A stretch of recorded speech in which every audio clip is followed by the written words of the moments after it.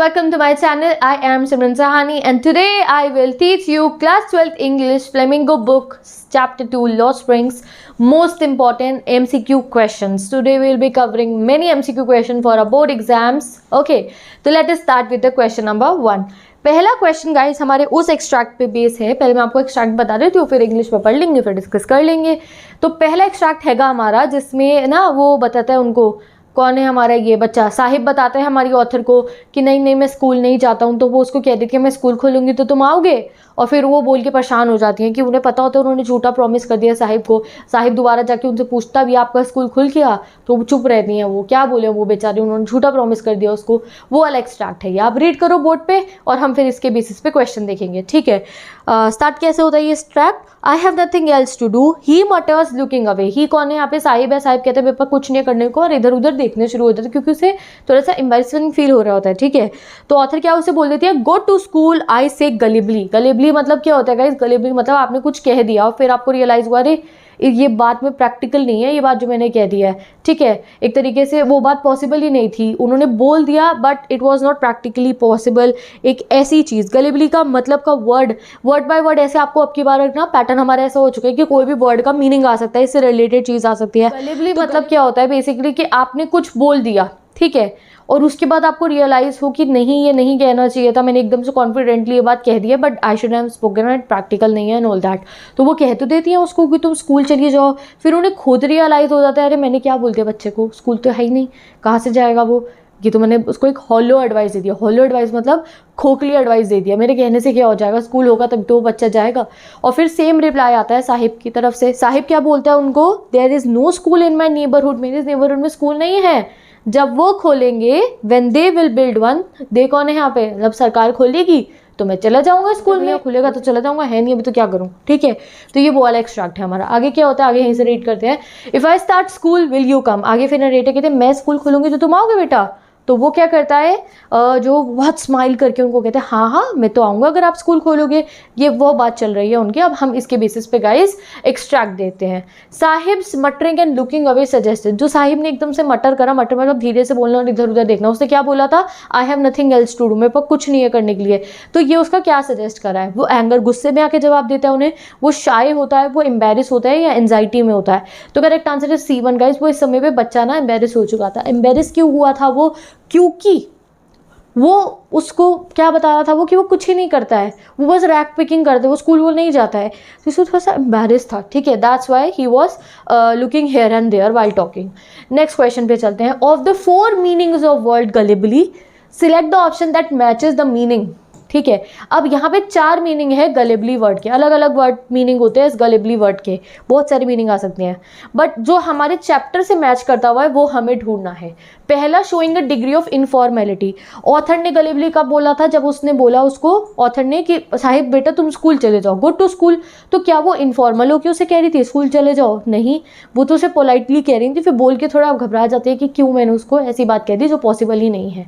तो B1 हमें क्या गिवन है, लैकिंग डेप्थ एंड सब्सटेंस. हमारा आंसर B1 ही है.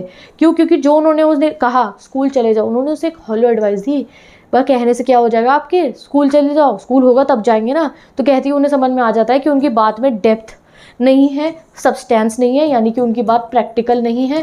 बच्चे को कह दिया स्कूल चले जाओ, अरे स्कूल होगा तब कहना ना, जाए है ही नहीं तो कहाँ जाएगा, तुम्हारी बात कैसे सुनेगा वो. तो ये बात हमारी ऑथर को अपने आप रियलाइज हो जाती है बोल के, तभी उन्होंने गलिबली वर्ड यूज़ करा है. बीइंग इनसिक्योर एंड डिसीटफुल, क्या वो इनसिक्योर है इस समय पे, नहीं. स्पीकिंग विद फ्लुएंसी, नहीं. यहाँ पे गलिबली का करेक्ट वर्ड क्या है, लैकिंग डेप्थ एंड सब्सटेंस. चलो नेक्स्ट क्वेश्चन पे चलते हैं. हाँ लिखा भी है, the author was herself doubtful. वो खुद डाउटफुल हो गई थी कि उस बच्चे को मैंने कुछ कह दिया है जो है पॉसिबल नहीं है. मैंने उसे कहा कि भैया तुम स्कूल चले जाओ. That's why. Who do you think Sahib is referring to as they in the given lines. They वो किसे कह रहा है, ऑफिशियल्स को, इनहेबिटेंट्स को, टीचर्स को, जर्नलिस्ट को. करेक्ट आंसर ऑफिशियल्स को कह रहा है, सब वो गवर्नमेंट ऑफिशियल्स को. नेक्स्ट क्वेश्चन पे चलते हैं. Saheb's world has been called bleak. Bleak क्यों बोला जा रहा है साहिब की दुनिया को. First one, absence of paternal pressure. उसकी जो लाइफ है उसमें पेरेंट्स का कोई प्रेशर नहीं है. The poor socio economic condition. उसके आसपास की कंडीशन बहुत पुअर है, लोगों पे पैसा नहीं है, गरीबी है, इंफ्रास्ट्रक्चर नहीं है इसलिए. Yes. His inability to address problem. वो अपनी प्रॉब्लम्स एड्रेस नहीं कर पा रहे हैं, लोगों को ऐसी ज़िंदगी जी रहे हैं वो.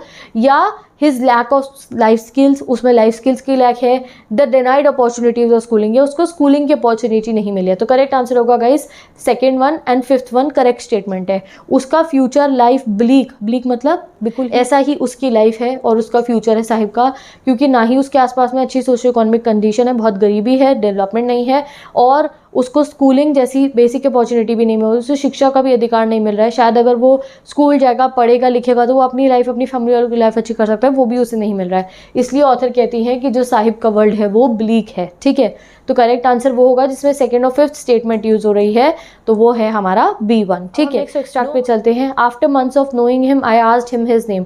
ये वो एक्सट्रैक्ट है जब काफ़ी समय जानने के बाद वो उसका नाम पूछते हैं, वो बताते हैं साहिब आलम, और वो हैरान हो जाती है उसका नाम सुन के, क्योंकि साहिब आलम का मतलब क्या होता है, लॉर्ड ऑफ द यूनिवर्स।